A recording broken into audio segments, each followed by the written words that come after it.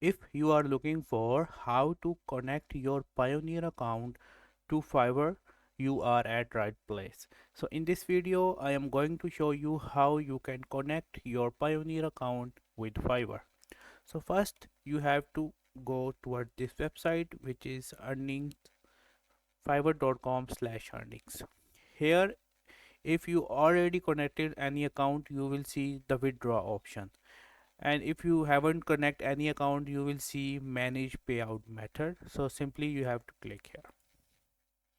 When you click here, you will see that you can register to PayPal account, or here you can see bank transfer or Payoneer, something like that. So if you have this option, you can select on here, and if you don't have the option, simply click on manage payout method.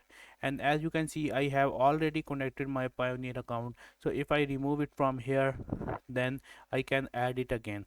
So you will see here option of adding a Payoneer account, and then you can link your Payoneer account with Fiverr.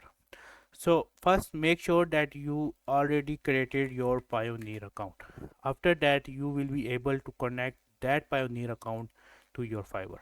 Hope you like this little tutorial. Feel free to subscribe to my channel, and if you have any question, ask me in the comment section. Thanks for watching.